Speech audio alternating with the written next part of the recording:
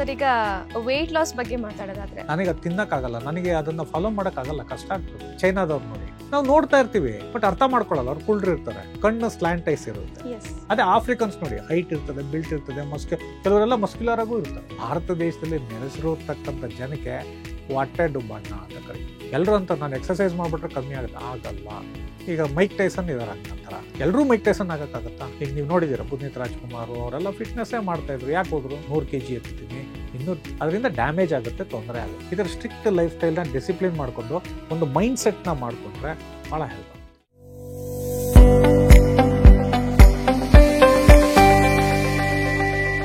Sir, ಈಗ weight loss ಬಗ್ಗೆ ಮಾತಾಡೋದಾದ್ರೆ weight loss ಮಾಡೋಕ್ಕೆ ಅಂತ ತುಂಬ ಡಯಟ್ಸ್, ಆಗ ಕೀಟೋ ಡಯಟ್ ಬಗ್ಗೆ ಹೇಳ್ತಾ ಇದ್ರಿ.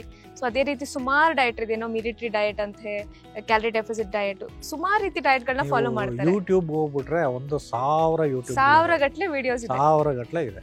What is the best ideal diet ಅಂತ ಏನಾಗುತ್ತೆ ಅಂತಂದ್ರೆ, ಒಂದು ಇದರಲ್ಲಿ ಪ್ರತಿಯೊಬ್ಬ ಮನುಷ್ಯನು ಅರ್ಥ ಮಾಡ್ಕೋಬೇಕಾಗಿರೋದಂದ್ರೆ, my body is built genetically. What is program? ನಮ್ಮ ತಂದೆ ತಾಯಿಗಳಿಂದ ಏನು ಬಂದಿದೆಯೋ ಅದ್ರ ಮೇಲೆ ನಾನು ಬಿಲ್ಟ್ ಆಗಿದೆ, ಆ ಪ್ಲಾಟ್ಫಾರ್ಮ್ ಅಲ್ಲಿ ಈ ಬಾಡಿ ಬಿಲ್ಟ್ ಆಗಿದೆ. ಸೊ ಅವನಿಗೇನು ಅನ್ವಯಿಸುತ್ತೆ ಅದು ನನಗಾಗುತ್ತೆ ಅಂದ್ರೆ ಅದಾಗಲ್ಲ. ಅವನಿಗೆ ಕೀಟೋ ಡಯಟ್ ಚೆನ್ನಾಗಾಗ್ಬೋದು, ನನಗಾಗಲ್ಲ. I can't follow it up. ಇನ್ನೊಬ್ರಿಗೆ ಯಾರಿಗೋ ಓರಿಯೆಂಟಲ್ ಡಯಟ್ ಆಗ್ಬೋದು, ಕೆಲವ್ರಿಗೆ ಮೆಡಿಟರೇನಿಯನ್ ಡಯಟ್ ಆಗ್ಬೋದು, ನನಗಾಗಲ್ಲ. ನನಗೆ ಅದು ತಿನ್ನಕ್ಕಾಗಲ್ಲ, ನನಗೆ ಅದನ್ನು ಫಾಲೋ ಮಾಡೋಕ್ಕಾಗಲ್ಲ, ಕಷ್ಟ ಆಗ್ತದೆ. I can't force it every day and night. ಆಮೇಲೆ ಇದರಲ್ಲಿ ಇನ್ನೊಂದು ಕಾರಣ ಇದೆ, ಮೆಟಬಾಲಿಕ್ ಡಿಸೀಸ್.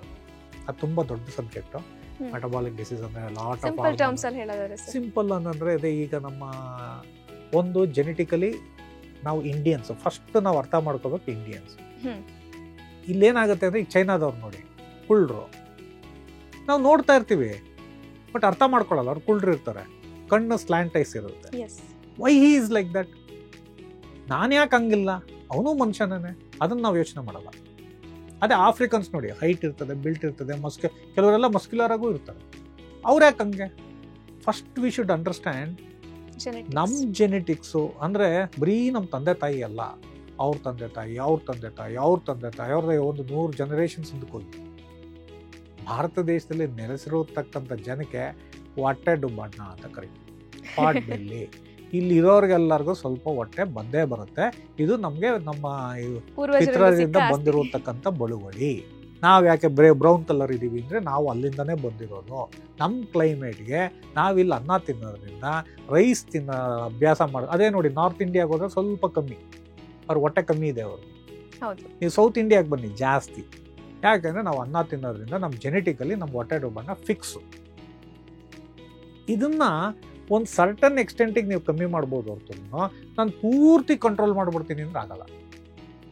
ಅದೇ ನೋಡಿ, ಇಲ್ಲೇನೆ ನಮ್ಮ ಕರ್ನಾಟಕದಲ್ಲೇ ನೋಡಿ, ಇನ್ನೀ ಕರಾವಳಿ ಪ್ರದೇಶದಲ್ಲಿ ಅವರೆಲ್ಲ ಸಣ್ಣಗೆ ಇರ್ತಾರೆ. ಅದ್ರ ಜೀನ್ಸ್ ಬೇರೆ, ಈ ಜೆನೆಟಿಕ್ಸ್ ಬೇರೆ. ಸೊ ಒಂದು ಅರ್ಥ ಮಾಡ್ಕೋಬೇಕು, ನನ್ನ ದೇಹ ಪದ್ಧತಿ, ನನ್ನ ದೇಹ ಎಲ್ಲಿಗೆ ಸಂಬಂಧಪಟ್ಟಿದ್ದು, ಹೇಗಿದೆ. ಸೊ ಇದನ್ನು ನಾವು ಅರ್ಥ ಮಾಡ್ಕೊಂಡಾಗ ಅವಾಗ ಅರ್ಥ ಆಗುತ್ತೆ ನನಗೆ ಏನು ಸರಿ ಹೋಗುತ್ತೆ. ಕೆಲವ್ರು ಹೇಳ್ತಾರೆ, ನಾನು ಕೀಟೋ ಡಯಟ್ ಫಾಲೋ ಮಾಡಿದೆ, ನಾನೇನು ತಿನ್ನೋದೇ ಇಲ್ಲ, ಆದರೂ ಬಾಡಿ ಬರ್ತಾ ಇದೆ. ಹೆಂಗೆ ಬರ್ತಾ ಇದೆ body? That is because whatever you eat. ಈಗ ಬಾಡಿ ಹೈಬರ್ನೇಷನ್ ಅಂತ ಕರಿತೀವಿ. ಹೈಬರ್ನೇಷನ್ ಅಂತ ಅಂದರೆ, ನೀವು ಅದನ್ನ ಅರ್ಥ ಮಾಡ್ಕೋಬೇಕು ಜನ ಹೆಂಗೆ ಅಂತಂದರೆ, ಈ ಅಂಟಾರ್ಟಿಕಾ ಅಥವಾ ಆರ್ಟಿಕ್ ಸರ್ಕಲಲ್ಲಿ ಐಸ್ ಸಿಕ್ಕಾಪಟ್ಟೆ ಇರ್ತದಲ್ಲ, ಅಲ್ಲಿ ಕೆಲವು ಕರಡಿಗಳಿದ್ದಾವೆ. ಅವು ಹಿಮ ಕರಡಿಗಳು 6 ತಿಂಗಳು ಒಳಗೆ ಸೇರ್ಕೊಂಡ್ಬಿಡ್ತವೆ. ಏನು ತಿನ್ನಲ್ಲ, ಏನು ಇಲ್ಲ, ಸುಮ್ಮನೆ ಅವು ಒಳಗಿರ್ತಾವೆ ಅವು. ಆಮೇಲೆ ಇನ್ನು ಮಿಕ್ಕಿದ 6 ತಿಂಗಳು ಈಚೆ ಕಡೆಗೆ ಬಂದು ತಿನ್ನೋದು, ಹೈಬರ್ನೇಷನ್. ಅವಾಗ ಏನಾಗುತ್ತೆ, ಅವು ಏನೂ ತಿಂದಿಲ್ಲ, ನೀರು ಕೂಡ ಅವು ಹೆಂಗೆ ಬದುಕ್ತವೆ ಅಂತಂದರೆ, ಬಾಡಿ ಸಿಸ್ಟಮ್ ಹಂಗಿದೆ.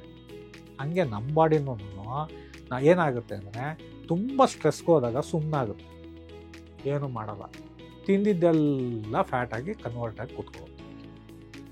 ಅದಕ್ಕೆ stress is directly related to obesity. Okay. So ಈ ಸ್ಟ್ರೆಸ್ಸಿಂದನೇ ಒಬಿಸಿಟಿ ಬರ್ತಾ ಇದೆ. ಪ್ರತಿಯೊಬ್ಬ ನಂಗೆ ಸ್ಟ್ರೆಸ್ಸೇ ಇಲ್ಲ, ಆದರೆ ನಿಮ್ಮ ಸಬ್ಕಾನ್ಷಿಯಸ್ ಮೈಂಡಲ್ಲಿ ನಿಮ್ಮ ಜೀವನದ ಹೊರೆ ನಡೀತಲೇ ಇರ್ತದೆ, ಹೋರಾಟ ನಡೆದೇ ಇರುತ್ತೆ. ಅದರಿಂದ ಏನಾಗುತ್ತೆ, ಇದೆಲ್ಲ ಸೇರಿಕೊಂಡು ಈ ಹೊಟ್ಟೆ ಬರೋದು ಫಿಕ್ಸ್. ಸೊ ನಾವೇನು ಮಾಡಬೇಕು? ಮೆಡಿಟೇಷನ್ ಮಾಡಬೇಕು, ಆಹಾರನ ಕಂಟ್ರೋಲ್ ಮಾಡಬೇಕು, ತಿನ್ನೋದು. ಎಲ್ಲನೂ ತಿನ್ನಬೇಕು, ಮಿತವಾಗಿ ತಿನ್ನಬೇಕು, ಬೆಣ್ಣೆ ತುಪ್ಪನ ಅಳವಡಿಸ್ಕೋಬೇಕು. ಕೆಲವರು ಹೇಳ್ತಾರೆ ನಾನು ಎಕ್ಸಸೈಸ್ ಮಾಡಿದ್ರೆ ಕಮ್ಮಿ ಆಗ್ತಿತ್ತು, ಆಗಲ್ಲ. ಮತ್ತೆ ಎಕ್ಸಸೈಸ್ ಯಾಕೆ ಮಾಡ್ಬೇಕು ಸರ್? ಫಿಟ್ನೆಸ್ಗೆ, ಓಕೆ, ಸ್ಟ್ಯಾಮಿನಾ ಬಿಲ್ಡ್ ಮಾಡೋಕ್ಕೆ, ನನ್ನ ಮಸಲಲ್ಲಿ ಸ್ಟ್ರೆಂತ್ ಬಿಲ್ಡ್ ಮಾಡೋಕ್ಕೆ. ಎಲ್ಲರೂ ಅಂತ ನಾನು ಎಕ್ಸಸೈಸ್ ಮಾಡಿಬಿಟ್ರೆ ಕಮ್ಮಿ ಆಗುತ್ತೆ, ಆಗಲ್ಲ. ಈಗ ಮೈಕ್ ಟೈಸನ್ ಇದಾರೆ ಹಂಗಂತರ, ಎಲ್ಲರೂ ಮೈಕ್ ಟೈಸನ್ ಆಗೋಕ್ಕಾಗತ್ತಾ? ನನಗೂ ಅವನಿಗೂ ಇರೋ ಮಸಲೆಲ್ಲ ಒಂದೇ. ನನಗೆ ಯಾಕೆ ಬರಲ್ಲ ಅಂತಂದ್ರೆ ಬರಲ್ಲ, ಬಿಕಾಸ್ ಮೈ ಬಿಲ್ಡ್ ಜೆನೆಟಿಕಲಿ. ಈಗ ಒಂದು ಬಿಲ್ಡಿಂಗ್ ಡಿಸೈನ್ ಮಾಡಿಬಿಡ್ತಾರೆ ಹಿಂಗಿರ್ಬೇಕು ಅಂತ, ಇನ್ನೊಂದು ಬಿಲ್ಡಿಂಗ್ ಬೇರೆ ಥರ ಡಿಸೈನ್ ಆಗಿರುತ್ತೆ. ಈ ಎಲ್ಲ ಇಟ್ಕೆನಲ್ಲೇ ಕಟ್ಟಿರೋದು ಅಂದರೆ ಎರಡೂ ಒಂದೇ ಆಗಲ್ಲ. Your built is different, his built is different, ಬರಲ್ಲ. ಆದರೂ ಅದಕ್ಕೆಲ್ಲ ಏನು ಮಾಡ್ತಾರೆ ಕೆಲವರೆಲ್ಲ ಸ್ಪೋರ್ಟ್ಸ್ ಮ್ಯಾನ್ಗಳೆಲ್ಲ ಇಂಜೆಕ್ಷನ್ಸ್ ತೊಗೊಂಡು ಏನೇನೋ ಅವ್ಯವಸ್ಥೆ ಮಾಡ್ಕೋತಾರೆ. ಅದನ್ನು ನೋಡ್ಕೊಂಡು ಡೆವಲಪ್ ಮಾಡಿ ಕೆಲವರೆಲ್ಲ ಮಾಡಕ್ಕೆ ಹೋಗ್ತಾರೆ, ಆಗಲ್ಲ. ಅದಕ್ಕೆ ಫ್ರಸ್ಟ್ರೇಟ್ ಆಗ್ಬಿಡ್ತಾರೆ ಕೆಲವರೆಲ್ಲ. ನಾನು ಜಿಮ್ಗೆ ಹೋಗ್ತಾ ಇದ್ದೀನಿ, ಡೆವಲಪ್ ಆಗ್ತಾ ಇಲ್ಲ ಅಂತೆಲ್ಲ ಫ್ರಸ್ಟ್ರೇಟ್ ಆಗ್ತಾರೆ. ಜಿಮ್ಮು ಅದು ಇರೋದು ಮಾಡಬೇಕು only for my fitness and keep healthy. ಅದಕ್ಕೆ ಮಾಡಬೇಕು. ಎಷ್ಟು ಮಾಡ್ಬೇಕು ಅದು ಜಾಸ್ತಿ ಮಾಡಬಾರ್ದು. ಈಗ ನೀವು ನೋಡಿದ್ದೀರ ಪುನೀತ್ ರಾಜ್ಕುಮಾರ್ ಅವರೆಲ್ಲ ಫಿಟ್ನೆಸ್ಸೇ ಮಾಡ್ತಾಯಿದ್ರು, ಯಾಕೆ ಹೋದ್ರು? ಭಾಳಷ್ಟು ಜನ ಇದ್ದಾರೆ ಹಂಗೆ ನೋಡ್ಬೇಕು ಅಂದರೆ.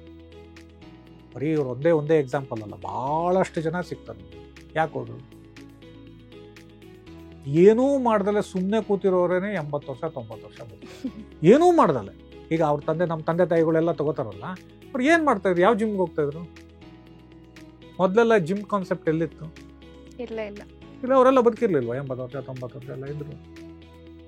ಔಟ್ಡೋರ್ ಆಕ್ಟಿವಿಟೀಸ್ ಅಲ್ಲಿ ನಾ ಹೇಳಿದ್ನಲ್ಲ, ಹೊಲ ಉಳ್ತಿದ್ರು, ನಡ್ಕೊಂಡು ಹೋಗ್ತಾಯಿದ್ರು, ಅಷ್ಟೇ ಬೇಕಾಗಿರೋದು. ಈ ಬಾಡಿಗೆ ಎಷ್ಟು ಆಕ್ಟಿವಿಟಿ ಬೇಕೋ ಅಷ್ಟು ಮಾಡಿದ್ರೆ ಸಾಕು ಜಿಮ್ಗೆ ಹೋಗಿ. ಇವತ್ತಿನ ಕಾಲದಲ್ಲಿ ಇಲ್ಲ, ಟ್ರಾನ್ಸ್ಪೋರ್ಟೇಷನ್ ಇದೆ, ವೆಹಿಕಲ್ ಇದೆ, ಎಲ್ಲದಕ್ಕೂ ಹಿಂಗೆ ಹೋಗ್ತೀವಿ ಬರ್ತೀವಿ, ಬಾಡಿ ಆ್ಯಕ್ಟಿವಿಟಿ ಆಗ್ತಾಯಿಲ್ಲ. ಅದು ನಿಮ್ಮ ಜಿಮ್ ಬೇಕೇ ಬೇಕು. ಟು ಸರ್ಟನ್ ಎಕ್ಸ್ಟೆಂಟ್ಗೆ ಮಾಡಬೇಕು. ಅಲ್ಲಿ ಯಾರನ್ನೋ ನೋಡ್ಬಿಟ್ಟು ನಾನು ಮಾಡ್ತೀನಿ, ನಿನಗೆ ಎಷ್ಟು ಬೇಕು ಅಷ್ಟು ಮಾಡ್ಬೋದು. ಅಕಸ್ಮಾತ್ ನಿಮ್ಮ ಕೈಲಿ ಆಗಲಿಲ್ವಾ, ಅವ್ನು ಹೇಳ್ಬೇಕು ಟ್ರೈನರ್ಗೆ, ನೋಡಪ್ಪ ನಾನು ಇಲ್ಲಿ ಬಂದಿರೋದು ಯಾವುದೇ ಒಲಿಂಪಿಕ್ ರೇಸಿಗೆ ಹೋಗ್ಬಿಟ್ಟು ಅಲ್ಲಿ ಗೋಲ್ಡ್ ಮೆಡಲ್ ತೆಗಿಯೋಕ್ಕಲ್ಲ, ನನಗೆ ನನ್ನ ಬಾಡಿ ಫಿಟ್ ಮಾಡಬೇಕು, ನನಗೆ ಎಲ್ಲ ಮಸಲು ಆ್ಯಕ್ಟಿವಿಟಿ ಹೇಳ್ಕೊಡಪ್ಪ ಅಂತ ಅವ್ನು ಹೇಳ್ಕೊಡು. ಅದನ್ನು ಫಾಲೋ ಮಾಡ್ಬೇಕು ಸಿಂಪಲ್ಲಾಗಿ. ಹಂಗಂತ ಹೋಗ್ಬಿಟ್ಟು ನಾನು ಅಲ್ಲಿ 100 kg ಎತ್ತುತ್ತೀನಿ, 200, ಅದರಿಂದ ಡ್ಯಾಮೇಜ್ ಆಗುತ್ತೆ, ತೊಂದರೆ ಆಗುತ್ತೆ. ಅದೇನಾಗುತ್ತೆ ಅಂದರೆ ಬ್ಲಡ್ ವೆಸಲ್ಸಲ್ಲೆಲ್ಲ ಬ್ಲಡ್ ಸರ್ಕ್ಯುಲೇಷನ್ ಜಾಸ್ತಿ ಆಗಬೇಕು, ಏಜ್ ಆಗಿರುತ್ತೆ, ಅಲ್ಲಿ ರಕ್ತನಾಳಗಳು ಹೊಡ್ಕೊಂಡು ಬ್ಲಾಕ್ಸ್ ಆಗಿ ತೊಂದರೆ ಆಗುತ್ತೆ. ಅದೇ ಕಾರಣ ಇವರೆಲ್ಲ ಕೆಲವರೆಲ್ಲ ತೊಂದರೆ ಆಗಿರೋದು. ಎಕ್ಸೆಸಿವ್ ಸ್ಟ್ರೆಸ್ಸಿಂದ ಇವೆಲ್ಲ ಪ್ರಾಬ್ಲಮ್ ಆಗುತ್ತೆ. Even doing heavy weights is also A stress. ನನ್ನ ಕೈಲಿ ಆಗಲ್ಲ ಅಂತ ಮಾಡ್ತೀಯಲ್ಲ, ಅದು ಸ್ಟ್ರೆಸ್ ಅನ್ನು ಮಾಡ್ಕೋಬಾರ್ದು. ನಿನ್ನ ಕೈಲಿ ಎಷ್ಟಾಗುತ್ತೋ ಅಷ್ಟು ಮೇಂಟೈನ್ ಮಾಡಿ ಫ್ರೀ ಮಾಡಿಕೊಂಡ್ರೆ ಬಾಡಿನ, you will have a better life and quality of life. ಆಮೇಲೆ ಎಲ್ಲ ಹೋರಾಟ ಮಾಡಿದೆ ಸರ್. ಕೆಲವರೆಲ್ಲ ಮಾರ್ಬಿಡ್ ಒಬೆಸಿಟಿ ಅಂತ ಕರಿತೀವಿ. ತುಂಬ ವೆಯ್ಟ್ ಆಗಿಬಿಟ್ಟಿದೆ, ಜೆನೆಟಿಕ್ಸಿಂದನೋ ಲೈಫ್ ಸ್ಟೈಲ್ ತೊಂದರೆಯಿಂದನೋ ಏನೋ ಒಂದಾಗಿ ಆಗಿದೆ. ಈಗ ನಾನು ಲೈಟ್ ಆಗಬೇಕು ಸರ್ ಅಂದರೆ ಇವತ್ತು ಮೆಡಿಕೇಶನ್ಸ್ ಇದೆ,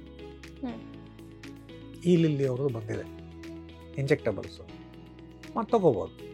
ಕೆಲವರೆಲ್ಲ ಇದನ್ನು ಲೈಪೋಸಕ್ಷನ್ ಅಂತ ಮಾಡ್ತಾರೆ, ಅಷ್ಟು ಸೇಫ್ ಅಲ್ಲ. ಸರ್ಜರೀಸ್ ಅದು ಕಾಂಪ್ಲಿಕೇಶನ್ಸ್ ಇದೆ, ತುಂಬ ಕಾಂಪ್ಲಿಕೇಶನ್ಸ್ ಇದೆ. ಅದನ್ನ ಅರ್ಥ ಮಾಡ್ಕೋ. ಭಾಳಷ್ಟು ಜನ ಹೋಗಿದ್ದಾರೆ, ಅದರಿಂದನೇ ಹೋಗಿದ್ದಾರೆ. ಅದರಿಂದ ಅರ್ಥ ಮಾಡ್ಕೋಬೇಕು. ನಾನು ಅದ್ರ ಬಗ್ಗೆ ಜಾಸ್ತಿ ಮಾತಾಡೋಕ್ಕೆ ಇಷ್ಟಪಡಲ್ಲ, ಯಾಕೆ ನಾನು ಸರ್ಜನ್ ಅದರೊಳಗಡೆ. We also do it, but I personally don't recommend it. ಅಷ್ಟೊಂದು ನಾನು ಸಬ್ಜೆಕ್ಟ್ ಮಾಡೋಕ್ಕೆ ಇಷ್ಟಪಡಲ್ಲ. ಅದು ಗ್ರಾಸ್ಲಿ ಒಬಿಸಿಟಿ, ಅದರಿಂದ ನನ್ನ ಹಾರ್ಟ್ ಫೇಲರ್ ಆಗ್ತದೆ, ಏನೂ ಮಾಡೋಕ್ಕಾಗಲ್ಲ ಅನ್ನೋರು ಹೋಗ್ಬೋದು ಹೊರತು. ಸಾಧಾರಣವಾಗಿ ಐ ಡೋಂಟ್ ಸಜೆಸ್ಟ್. ಅದೇ ರೀತಿ ಶಾರ್ಟ್ ಕಟ್ ಅದೇನೆ ಭಾಳ ಬೇಗ ಮಾಡಿಕೊಂಡು ಅದು ಮಾಡೋಕ್ಕೆ ಹೋಗ್ತಾರೆ. Complications is too much. Even ನಾವು ಸ್ಲೀವ್ ಗ್ಯಾಸ್ಟ್ರೆಕ್ಟಮಿ ಅಂತ ಮಾಡ್ತೀವಿ, ಸರ್ಜರಿ ಮಾಡ್ತೀವಿ. ಅದೇ ರೀತಿ ಭಾಳಷ್ಟು ಬಲೂನ್ ಒಳಗಡೆಯಿಂದ ಹಾಕೋಂಥ ಸರ್ಜರಿ, ಬೇಕಾದಷ್ಟು ಟೆಕ್ನಿಕ್ಸ್ ಇದೆ. ಅಲ್ಟಿಮೇಟ್ಲಿ ತಿನ್ನೋದು ಕಮ್ಮಿ ಮಾಡೋದು ಅಷ್ಟೇನೆ. ಅದ್ರ ಬದಲು ಈ ಹೊಸ ಇಂಜೆಕ್ಷನ್ನೇ ಬಂದಿದೆ, ಈಗ ಭಾಳಷ್ಟಿದೆ. ಸೆಮಿಗ್ಲೂಟೈಡ್ ಅಂತ ಇದೆ, ಒಜೆಂಪಿಕ್ ಅಂತ ಇದೆ, ಮೌಂಜಾರೋ ಅಂತ ಇದೆ, ಮೌಂಜಾರೋ ಟ್ರೈಸಿಪಟೈಡ್ ಅಂತ, ತುಂಬ ಚೆನ್ನಾಗಿದೆ. ಸ್ವಲ್ಪ ಎಕ್ಸ್ಪೆನ್ಸಿವ್. ಈಗ ತಾನೇ ಮೊನ್ನೆ ಲಾಂಚ್ ಆಗಿದೆ ಇಂಡಿಯಾದಲ್ಲಿ. They works beautifully well. But ಅದನ್ನು ಕಮ್ಮಿ ಮಾಡಿದ್ಮೇಲೆ ಅದನ್ನ ಫಾಲೋ ಮಾಡಬೇಕು.